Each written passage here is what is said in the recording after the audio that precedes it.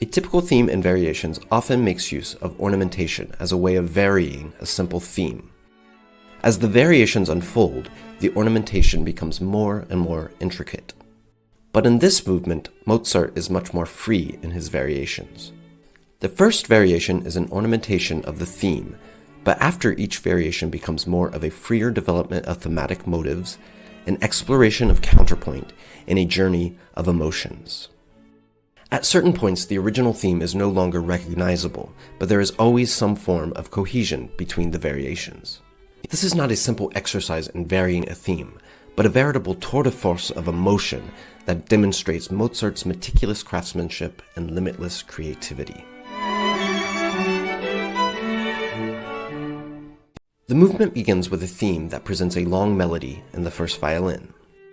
We will highlight certain motifs that reappear throughout the ensuing 6 variations in coda, notably Motif A, a dotted rhythm of falling thirds, Motif B, a rising syncopated line, and Motif C, a 4-note figure using expressive chromaticism, a typical Mozartian poetic technique.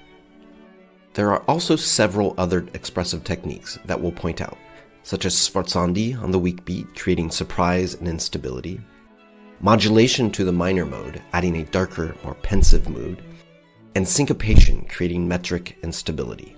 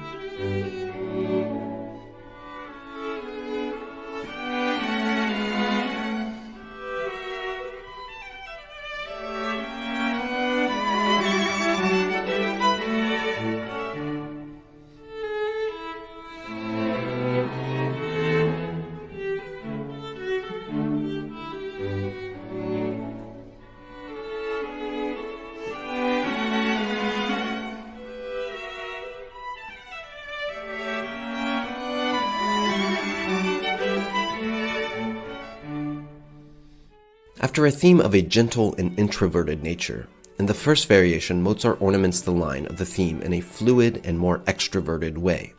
Some of the motifs presented in the theme now appear in the other instruments, most prominently Motif C.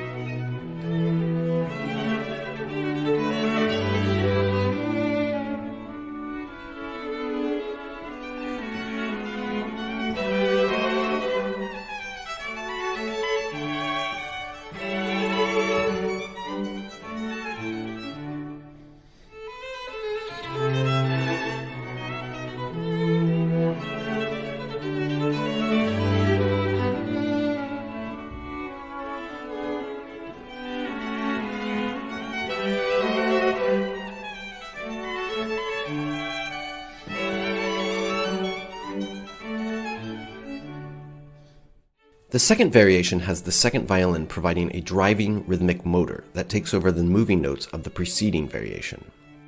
This not only creates cohesion between these two variations, but also provides stability to an increasingly unstable movement.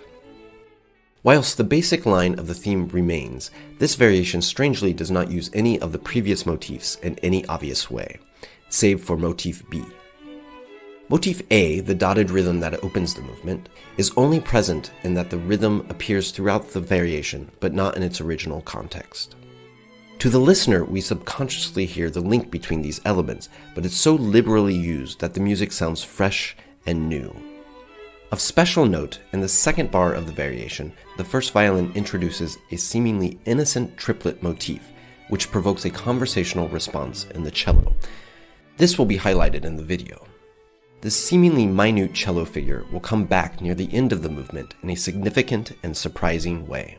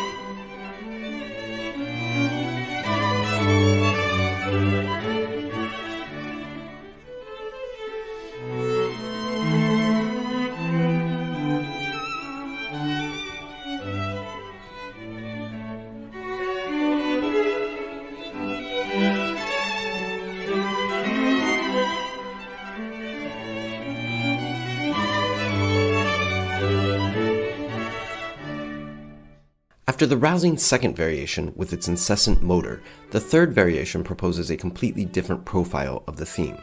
The theme is no longer sung by one voice, but is now fragmented into small bits passed around the upper instruments. Motif A is presented here not as a descending dotted rhythm that leads to a long-sung phrase, but instead as an ascending dotted rhythm that poses a question. The violins pose the question twice, each time responded to by the viola with a descending scalar figure. Motif C then takes over as it is passed to each instrument in imitation and sometimes in inversion. After the dark turn to the minor mode in the second half, there is a final imitative exchange of Motif C and its expressive chromaticism.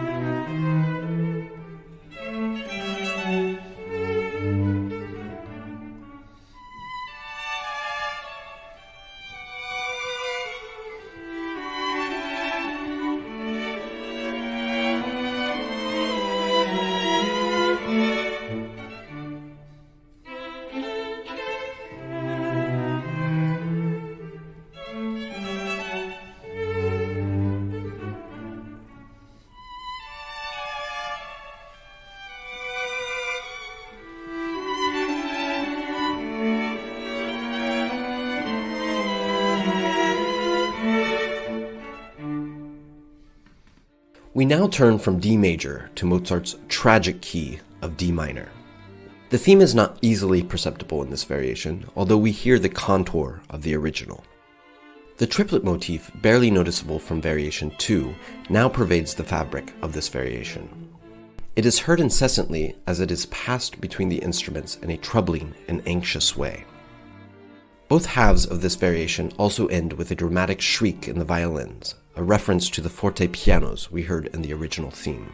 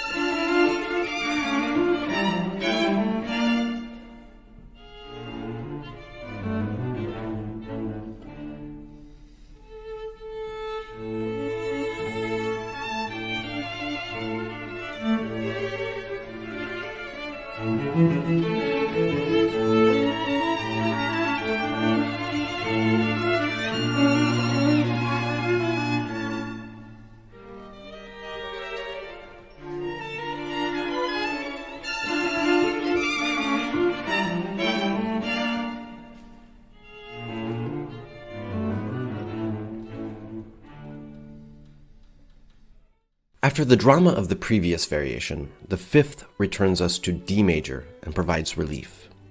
It breaks free from the structure of all the previous variations in that there are no repeats. Instead, it seems to take on the spirit of a fugue. We first hear a reinterpretation of motif B in the first violin, followed by a fugal entrance of the same material in the second violin. Curiously, motif A is a prominent part of this variation, but not in its original context. Whereas in the theme it appeared as a pickup to the rest of the melody, here it is placed in the center of the line. As the variation continues, the counterpoint becomes more and more complex and more free.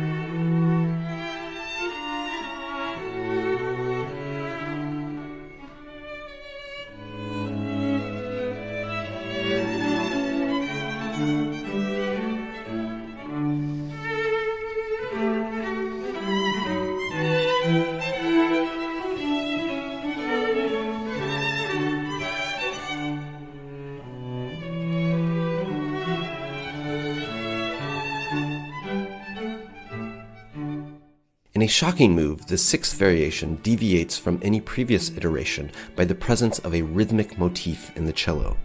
It seems to appear out of nowhere and completely permeates the variation. However, this cello motif, or motif D, that resembles a military drum has been discreetly previewed already in the second variation. In terms of the original theme, nothing appears recognizable to the ear, but the melody follows the same contour and harmonic construction. Motif C does appear to bring coherence to this extraordinary turn of events.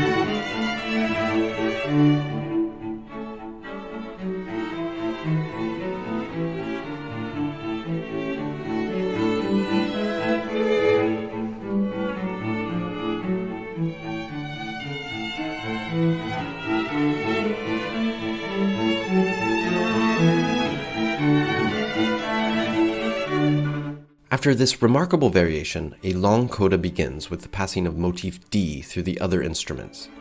After a dramatic falling gesture in the first violin, the original motif returns slightly changed. The music seems to be coming to a peaceful end.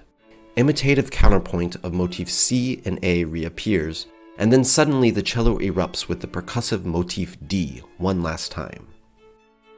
The music softens, but with the beating of motif D in the background, until the end.